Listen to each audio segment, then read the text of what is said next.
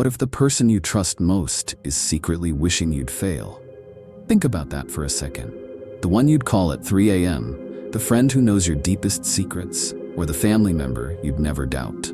What if right now, they're hiding a resentment so dark, so twisted, you'd never see it coming? It's a chilling thought, isn't it? The idea that someone you hold close could be nursing a silent hatred, smiling to your face while hoping you crash and burn. And here's the kicker. You might not even suspect it. Not because they're that good at hiding it, but because your own mind doesn't want to believe it. Carl Jung, the genius who peeled back the layers of the human psyche like no one else, saw through these masks. He understood that beneath the surface of every relationship lies a shadow, a murky, unspoken truth we're too scared to face. Jung didn't just study the mind. He mapped its darkest corners, the places where love and hate blur, where loyalty can turn into a quiet venom. He warned us that the people we let in, the ones we give our hearts to, might be the same ones secretly rooting against us. Maybe it's your best friend who always has a subtle dig ready, or your partner whose encouragement feels just a little hollow. Maybe it's that sibling who's too quick to laugh at your stumbles. Right now, as you're listening, someone close to you could be wearing that mask, pretending, concealing, despising you in a way that's so subtle it slips right past your radar. And the scariest part, you're probably missing it. Not because you're naive, but because betrayal like this is designed to stay invisible. That's where Jung comes in. He didn't just point out the problem, he gave us a way to spot it. He saw how the human soul hides its ugliest feelings, stuffing them into what he called the shadow, that part of us we deny, the part that festers when we don't look at it. For Jung, this wasn't some abstract theory, it was a lived reality he saw in himself and everyone around him. He knew that hate doesn't always scream, it whispers. It's in the glance you can't quite read, the silence that lasts a beat too long, the help that never quite comes when you need it. And in the next few minutes, we're going to rip that mask off. We'll uncover the signs, those sneaky, gut-wrenching clues that someone close to you might be hating you in silence. Not the loud, obvious enemies, but the ones you least expect. The ones who hurt the most because they're already inside your walls. This isn't just about curiosity, it's about survival. What if knowing these signs could save you from the next heartbreak, the next letdown, the next time you're blindsided by someone you thought had your back? Imagine the power of seeing through their game before they play it, before they chip away at your confidence, your dreams, or your peace. Jung's insight isn't some dusty old theory. It's a flashlight into the shadows of your life, showing you what's really there. And trust me, you don't want to click away, not now, not when we're about to expose something that could change how you see everyone around you. This isn't just a video, it's a wake-up call. You're about to learn what Jung knew, that the people closest to you might be your biggest threat. Not with fists or shouts, but with a quiet, creeping resentment you've been too trusting to notice. Picture this, every laugh they share with you, every "I'm here for you" they toss out, could it be a lie? Could it be a cover for something uglier, something they'd never admit? Jung didn't think we were all paranoid. He thought we were all human. And humans hide things, especially from themselves. So stick with me. In the next few minutes, we'll dig into the signs, the ones Jung's psychology lays bare, that someone you love might secretly hate you. It's unsettling, it's raw, and it might just hit closer to home than you're ready for. Let's dive into why Jung says betrayal hides in plain sight. Betrayal stings worst when it's from someone you love, a friend, partner, or family member. It's not the stranger who cuts you off in traffic or the coworker who steals your idea that keeps you up at night. No, it's the one you've let into your world, the one you've laughed with, cried with, trusted with pieces of yourself you don't show anyone else. That's where the knife twists deepest, because you never see it coming. Carl Jung, the man who cracked open the secrets of the human soul, warned us about this exact thing. He said the closer someone is to you, the deeper they can bury their hate, hiding it behind smiles, small talk, or even those little favors that feel just a bit off. It's not loud anger or obvious spite. It's a quiet, creeping resentment that festers in the dark, and that's what makes it so brutal. Think about it. Have you ever felt that weird vibe? That moment where something just doesn't sit right? Maybe it's a backhanded compliment. Wow, you actually did pretty well for once. That lands like a slap dressed up as praise. Or a cold silence when you share something big, like a promotion or a dream, and they just nod, eyes blank, like it doesn't matter. You brush it off, tell yourself it's nothing, that you're overthinking it. But Jung would say you're not. That's not just awkwardness or a bad day. It's your gut screaming what your mind refuses to hear. It's picking up the static of their hidden feelings, the ones they won't admit even to themselves. And here's where Jung gets real. He called this the shadow, the dark side we all carry, even the people you love most. It's not some cartoon villain twirling a mustache, it's the part of them that's jealous, bitter, or scared. The part they shove down so deep it only leaks out in ways you barely notice, until it's too late. This isn't about paranoia, it's about patterns. Jung spent his life studying how humans tick, and he saw that we're all walking around with these shadows, unseen baggage that shapes how we treat each other. Your best friend who's always too busy when you need them. Your partner who shrugs when you're hurting. Your sibling who turns every win into a subtle competition. These aren't random quirks. They're cracks where the shadow seeps through. And the closer someone is, the more it hurts because you've given them the keys to your heart. You've let them see you raw, vulnerable, real. And if they're hiding hate, it's like they're using that access against you. Jung didn't sugarcoat it. He said the shadow thrives in intimacy. The people who know you best can wound you worst, not with fists or shouting matches, but with a quiet disdain that chips away at your trust, your confidence, your sense of safety. Ever had that moment where you feel smaller after talking to someone you care about? Like their words or their silence leave you questioning yourself? That's the shadow doing its work. Not just theirs, but yours too. Because Jung believed our own shadows get tangled up in this mess. You start doubting, maybe I'm the problem, maybe I deserve this. But here's the thing, Jung didn't think you're crazy for feeling that. He thought you're human. We've all got that radar, that instinct that flares up when something's off, even if we can't name it. Maybe it's the friend who's all smiles but never asks how you're really doing. Maybe it's the family member who's quick to criticize but never to lift you up. These aren't accidents, they're signals, and Jung saw them as the shadow's fingerprints, left behind by feelings too ugly to say out loud. The pain of this isn't just in the moment, it's in the aftermath.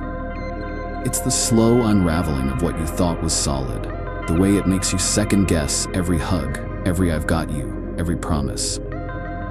Jung knew that betrayal from a stranger stings, but from someone close, that's a wound that lingers, that shifts how you move through the world. And the worst part, you might not even clock it until it's too far gone, until the resentment's built a wall you didn't see them stacking. That's why this matters, why Jung's lens cuts so deep.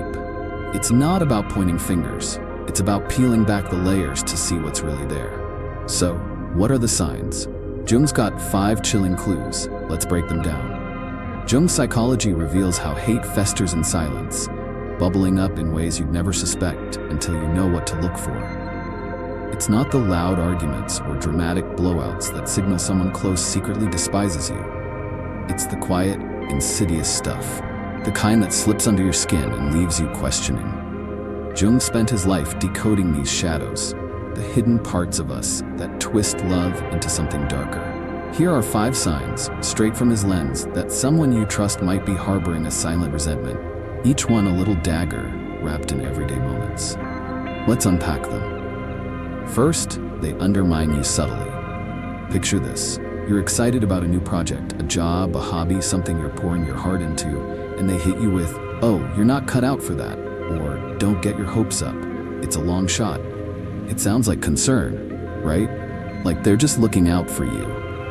But Jung said the shadow loves to dim your light with this fake kindness. It's not about protecting you, it's about keeping you small, clipping your wings before you even try to fly.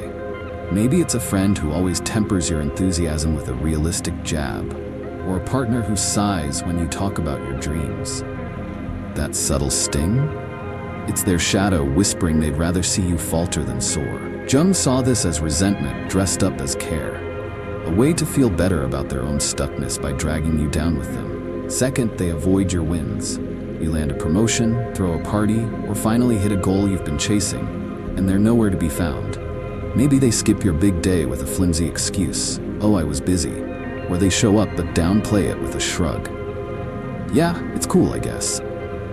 Jung tied this straight to envy, a shadow emotion that can't stand to see you shine. It's not just absence, it's the way they dodge your joy, like it's a threat. Think about that friend who's all chatter until you succeed, then it's radio silence. Or the family member who changes the subject when you're glowing with pride. Jung said the unconscious hates what it can't have, and their avoidance is a neon sign they're wrestling with a jealousy they won't name. It hurts because you want them to celebrate with you, not slink away. Third, they mirror your flaws. Ever notice how some people are obsessed with pointing out your mistakes? You're late once, and they harp on it for weeks. You're always so disorganized. You stumble, and it's, "Why can't you get it together?" Jung called this projection, a shadow trick, where they fling their own self-hate onto you. They're not just nitpicking, they're unloading what they despise in themselves, turning you into a punching bag for their insecurities. Maybe it's a sibling who calls you selfish when they're the one hogging attention, or a partner who accuses you of being distant when they're the one pulling away. Jung said this happens because facing their own flaws is too hard, so they spotlight yours instead. It's a twisted mirror, and every jab is their shadow screaming what they can't admit. Fourth, they're cold when you're vulnerable. You're at your lowest, maybe a breakup, a failure, or just a day where everything's falling apart, and you turn to them for comfort. What do you get? A blank stare, that you'll be fine, or worse, nothing at all. No hug, no words, just a wall where warmth should be. Jung saw this as the shadow's indifference, a refusal to connect when you're raw and exposed. It's not that they don't care, it's that they can't, because their resentment blocks the empathy you deserve. Think of the friend who scrolls their phone while you're crying, or the parent who brushes off your pain with a "toughen up." That chill you feel? It's their shadow turning away, leaving you alone when you need them most. Jung knew this cuts deep. It's abandonment, dressed as apathy. Fifth, they sabotage your confidence. These are the little digs that hit your soft spots, the ones they know will sting. You're not as good as you think, or people only like you because you try too hard. They're not yelling, they're planting seeds, chipping away at your self-worth with every casual remark. Jung warned this is resentment leaking out, a shadow that can't stand your light and works to dim it. Maybe it's a coworker who mocks your ambition in front of others, or a partner who questions your every move until you doubt yourself. These aren't accidents. Jung said it's their unconscious pushing you down to lift themselves up. It's subtle warfare, and the worst part is how it creeps into your head, making you wonder if they're right. These 5 signs, undermining, avoiding, projecting, coldness, sabotaging, they're not loud alarms. They're whispers, shadows slipping through the cracks of your relationships. Jung's genius was seeing how hate hides in the everyday, in the people you'd never suspect. It's not about strangers, it's about the ones who know you, the ones whose quiet disdain can break you because you let them in. Spotted these signs? Here's what Jung says you can do about it. Jung didn't just spot the signs of silent hate. He showed us how to deal with it, how to take back the power when someone close is quietly tearing you down. It's not about confronting them in a big showdown or cutting them out cold. Jung's approach is subtler, deeper, and way more effective. He knew that betrayal from someone you love doesn't just hurt, it messes with your head, makes you question everything. But he also believed you're not helpless. You can face it, handle it, and come out stronger. So here's what Jung's wisdom boils down to. 3 practical steps to wrestle with this pain and turn it into something you control. Let's break it down. First, look inward. Before you point fingers or stew in the hurt, Jung says, you've got to check your own shadow. The doubts, fears, and insecurities their resentment might be poking at. Ask yourself, is there subtle undermining making you feel like you're not good enough? Is there coldness when you're down hitting an old wound, like that time you felt abandoned as a kid? This isn't about blaming yourself. It's about understanding why it stings so much. Jung was obsessed with the unconscious. He said it's where these triggers hide. waiting to flare up when someone close twists the knife. So grab a notebook and write it down. Spill it out. Their backhanded compliment made me feel small because I already doubt my worth. Or their silence when I needed them reminded me I'm scared of being alone. Jung loved journaling. He called it a mirror to face the unconscious. It's messy, it's raw, but it's the first step to seeing their hate for what it is and not letting it define you. Second, set boundaries. Jung didn't say you have to forgive or fix them. He said you've got to protect your peace. Their resentment doesn't get a free pass to steal your energy, your joy, or your sense of self. This isn't about a big confrontation. Shouting matches just feed the drama. It's about drawing a line, calm but firm. Maybe it's telling that friend, I'm not up for unsolicited advice right now, when they try to dim your light. Or saying to your partner, I need space if you can't support me here, when they dodge your wins. It's not mean, it's clear. Jung knew the shadow thrives in blurry edges, where you let their digs slide or pretend their coldness doesn't faze you. Boundaries shut that down. You're not begging for their approval, you're claiming your ground. Start small. Say no to one thing this week that feels off, and watch how it shifts the dynamic. Their resentment might not vanish, but it stops bleeding into your world. Third, reflect. Don't react. This is where Jung gets brilliant. When they hit you with that little jab or freeze you out, your instinct is to snap back, to call them out, to argue, to prove you're not the problem. But Jung said that's a trap. It keeps you tangled in their shadow's game. Instead, step back and think, why are they doing this? What's in their shadow that's leaking out? Maybe that friend who sabotages your confidence is terrified of being left behind. Maybe that family member who's cold when you're vulnerable can't handle their own pain, so they shut yours out too. Jung believed understanding their shadow, seeing it as their mess, not yours, frees you from its grip. It's not about excusing them, it's about detaching. You don't have to carry their hate. Try this. Next time it happens, take a breath, walk away, and ask yourself what's driving them. Don't fire back, just let it sit. Jung swore this shifts your power. You stop being their punching bag and start being the one who sees through. These steps, looking inward, setting boundaries, reflecting, aren't instant fixes. Jung wasn't about quick band-aids. He was about real change, the kind that builds over time. Try them for a week. Journal your triggers every night. Say no to one sneaky dig, and pause before you react to their next move. You'll feel the shift, not just in how you handle them, but in how you feel about yourself. It's not loud or flashy, it's quiet strength, the kind Jung knew could outlast any shadow. Their hate might still be there, simmering under the surface, but it doesn't own you anymore. Why does this hit so hard? Let's wrap it up with Jung's final truth. Jung's truth cuts deep, doesn't it? After everything we've unpacked, here's the raw, unfiltered reality. Someone close to you might secretly hate you, and it's not your fault. It's their shadow, not yours, pulling the strings. Carl Jung didn't just throw out theories. He dug into the messy human stuff we all deal with, and what he found is chilling. Those signs we laid bare, undermining you with fake concern, avoiding your wins like they're allergic to your success, projecting their flaws onto you, turning cold when you're at your lowest, and sabotaging your confidence with those sneaky little digs. They're not random. They're clues, whispers from their shadow that reveal what's been hiding in plain sight.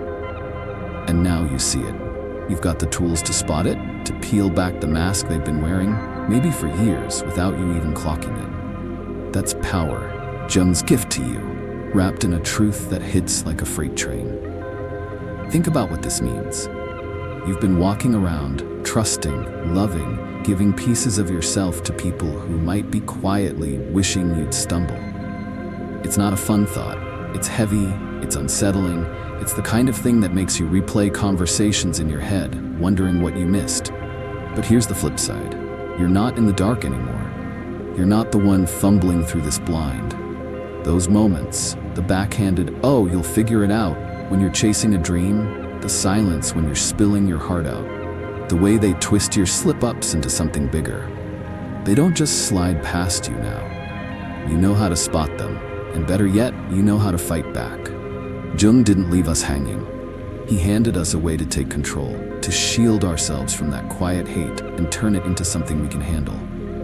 You're not a victim here, you're awake. And that shift, that's where the real strength kicks in. So let's make this real.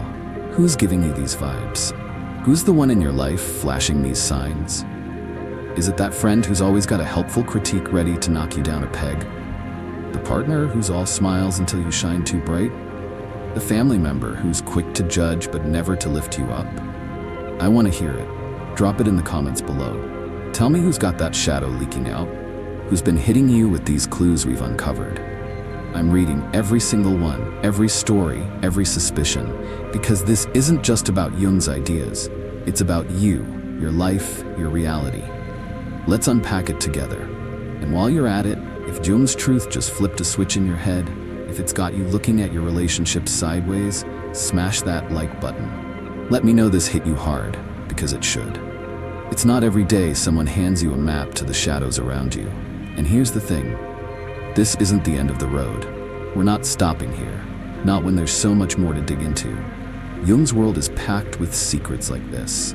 Mind-bending, life-shaking insights that peel back the layers of who we are and who we're surrounded by. If you're hooked, if you want more of this raw, unfiltered truth, hit that subscribe button. We're doing this every week, exposing the hidden stuff, the psychology that changes how you see everything. You don't want to miss what's coming next. Trust me, it's going to keep you up at night in the best way. Think about it.